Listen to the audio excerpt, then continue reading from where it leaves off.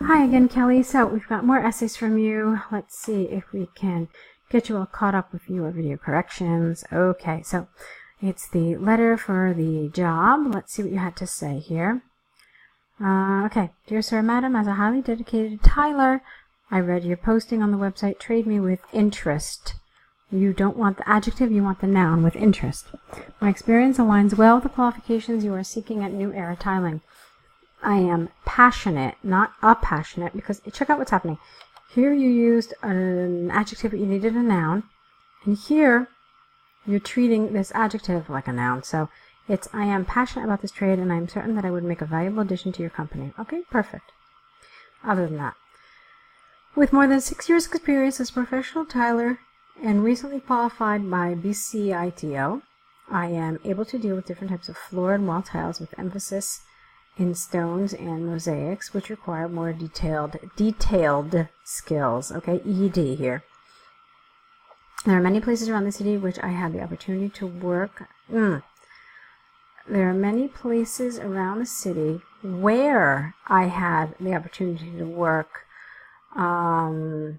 tiling, especially bathrooms and kitchens, such as the Westfield Mall, the new Immigration Building, and also the Parklands Hospital.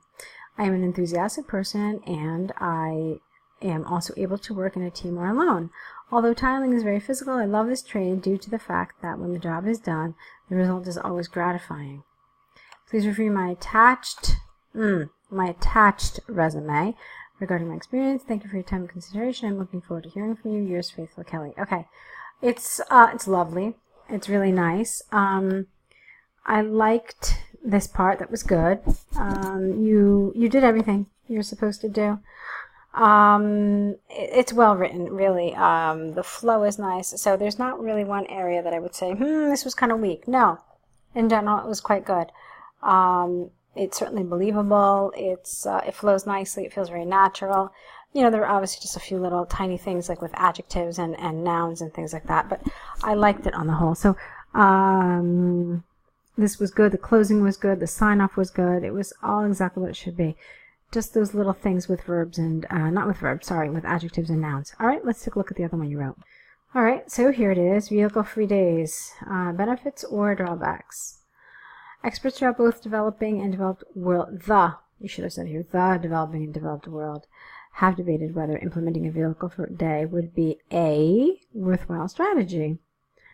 I strongly believe that this methodology should be introduced in big urban cities. This essay will illustrate the benefits and drawbacks of it. Okay, fine. On the one hand, the introduction of a day without vehicles in the city would directly affect the economy of it, due to the fact that some fields depend on a specific transport to work, and also the cost that this project would require from the government. I wouldn't even have written this part of the sentence, seriously. It just made it a little more confusing. So, depend on a specific transport to work. Full stop. Okay? So, firstly, vehicles such as trucks and vans are usually used to transport goods from one place to the other daily. To another, actually. One place to another. Companies like distributors would be affected by this law, causing sometimes a lack of products in the market. Secondly, the countries which already implemented this system invested 25% more funds on public transportation to supply the demand of people using it on this day, according to recent studies by Victoria University. Therefore, it is clearly expensive to maintain the vehicle, no S, free day.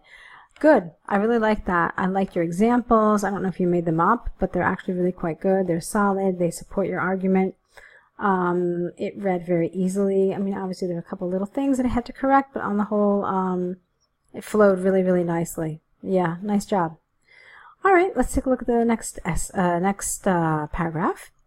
On the other hand, this law would decrease not only the carbon dioxide emission, but also the noise pollution. Recent empirical research, no, not researches, because it's never plural. It's always uncountable. It's always just research. So recent empirical research by the Chinese government demonstrated that 80% of the gas emission originates from motor vehicles. Decreasing the number of cars for at least one day would surely, you don't need all these commas, for at least one day would surely, no comma here, no comma here, no comma here, not really collaborate, it would participate maybe, or it would facilitate perhaps the environment and also the population's health. Note 2. In addition, the traffic can be quite noisy due to the immense number of cars circulating around the city. Thus, it is possible to state beyond doubt that the implementation of a vehicle-free, day would improve people's wealth or their health. That's confusing. Why would it improve their wealth?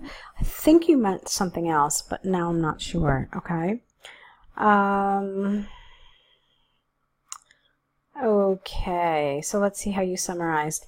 In summary, from the arguments and examples given, I firmly believe that everywhere in the world should try to experience a vehicle-free day, even though it can be costly. It is predicted that new methodologies to decrease the problems caused in our environment and to improve people's wealth will increasingly grow in importance. All right, that's nice.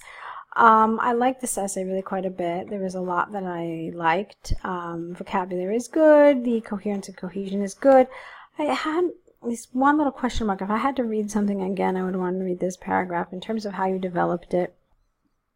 Okay, so I just actually read it again, and you know what the problem is? The problem is these two sentences right here. The traffic can be quite noisy due to the immense number of cars circulating around the city. Okay, so what's your point? Like, that's the kind of sentence where you need to explain why it's relevant. Obviously, we understand why you're trying to tell us, what you're trying to tell us. You're trying to tell us that on a vehicle-free day, the city would be much more silent and wouldn't have the noise pollution. I get that. But I want you to treat your examiner as someone who is not in your mind and cannot, perform like a simple thought, really.